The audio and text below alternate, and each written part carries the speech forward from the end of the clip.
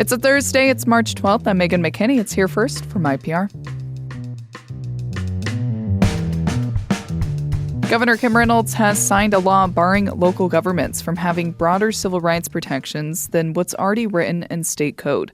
Last year, the legislature removed gender identity as a protected class from the Iowa Civil Rights Act. That prompted several cities, including Iowa City, to pass resolutions affirming their existing protections against discrimination based on gender identity. Iowa City Councilor Laura Burgess says Republicans in the State House are going against longstanding conservative beliefs about home rule and limited government intervention. Every city, every county can have vastly different regulations when it comes to land use, and that has not been a problem. So it's clear that this is targeted. It's clear that this is for the purpose of harming transgender Iowans, and it shouldn't stand. Burgess says city officials are trying to determine if the law is valid and whether the city will take any legal action. She says she hopes businesses and schools will continue to have policies that prohibit gender identity-based discrimination. Republican candidate for governor Adam Steen has submitted more than 9,000 signatures to get on the ballot for the June 2nd primary election. He says he's not afraid of candidates who have raised more money than him. We wanted to get signatures in all 99 counties to show the grassroots effort that this is. Iowans are showing up. They're showing up to our events. We're answering questions. We're not afraid to answer tough questions, and Iowans know that. It resonates with them very, very well, and we're just showing and proving that we're here for Iowa. Steen says his experience running businesses and serving as the director of the Iowa Department of Administrative Services sets him apart from other GOP candidates. Republicans Randy Feenstra and Brad Sherman have filed for the governor's race, and Democrat Rob Sand has also submitted signatures to get on the ballot. In the Senate race, Democratic U.S. Senate candidate Zach Wahls has turned in his signatures to officially get on the primary ballot.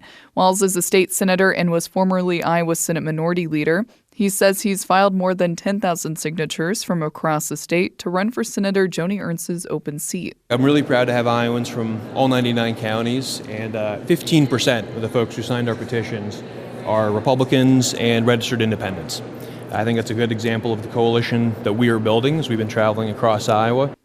State Representative Josh Turk is also running to be Iowa's Democratic nominee for U.S. Senate. Republican frontrunner Ashley Hinson has also officially filed to be on the ballot.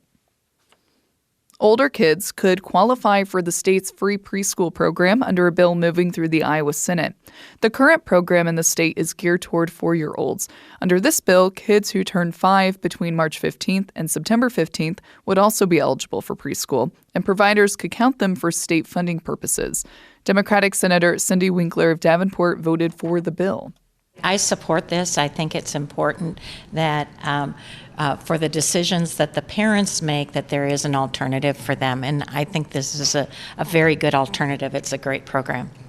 Republican Senator Tim Crane-Brink says lawmakers heard from parents who want to delay enrolling their kids in preschool but still want to be in the state preschool program.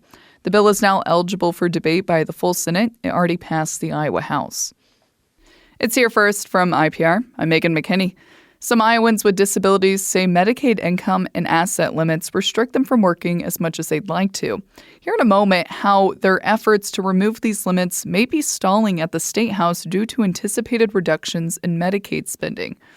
All of that in just a moment. Stay with us. Welcome back. It's Here First from Iowa Public Radio. I'm Megan McKinney. Some Iowans with disabilities say they can't work as much as they would like to because income and asset limits in Medicaid threaten their access to health care. In recent years, they've pushed state lawmakers to remove these limits, as some other states like Tennessee have. IPR's Natalie Krebs reports recent reductions to Medicaid spending made at the federal level may be stalling this effort. In late 2023, Erica Carter suddenly faced a really tough decision. She received a letter saying her income was too high to stay on Iowa's Medicaid program. Carter is paralyzed from the chest down and was at risk of losing her benefits immediately unless she took drastic action. Cut your salary in half or pay out of pocket. For Carter, who lives in Sioux City, the decision was a no-brainer. At that point, she had worked as a finance manager for the Omaha Nation School District just over the border in Nebraska for 8 years. Her job is her passion. I work at the poorest county in Nebraska. Like, we're finally making headway in the school, and I like getting up and going to work every day, and I really like what I do. Why would I throw that away? She chose to stay at her job and lost her Medicaid coverage. It means she now pays $35,000 a year for services her employer-sponsored health coverage won't pick up. Services she used to get under Medicaid, like home health aides and wheelchair repairs. Carter says she's picked up extra jobs and burned through her retirement savings within a year just to keep her full-time job without Medicaid. The motors go out on my wheelchair, and insurance wouldn't cover it. So that was like $4,000 to fix. My insurance on my vehicles, because they're adaptive vehicles, is $5,000 a year. Situations like Carter's are the reason disability rights advocates say state lawmakers should remove income and asset limits from its Medicaid for Employed People with Disabilities program. More than 11,000 Iowans are on the special Medicaid buy-in program. It allows working disabled Iowans to pay a premium to get coverage, but the program caps income at 250% of the federal poverty level. That's just under $40,000 a year for a household of one. It caps assets at $12,000 for an individual, $24,000 for a married couple. It excludes some things like a primary home and vehicle. Carlin Crow is with the Iowa Developmental Disabilities Council. She says these limits stop working disabled Iowans from reaching their goals. Perhaps work full-time and be able to buy a house, live in the community, buy a car, things now that are very difficult. Crow says advocates have been pushing lawmakers for 3 years to set Medicaid premiums for the program at 6% of verified income with no income and asset caps. Last session, a House committee passed a bill unanimously that would have made this change, but that legislation has stalled this year. That's as states face billions of dollars in reductions to Medicaid spending under President Donald Trump's One Big Beautiful Bill Act.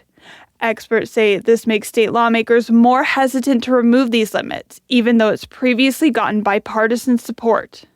Alice Burns is an associate director of KFF's Medicaid program. The issue is that they are going to increase Medicaid spending. The premiums charged are nowhere near close to the expected costs of covering people. This session, Iowa lawmakers are instead proposing to raise the program's income limit.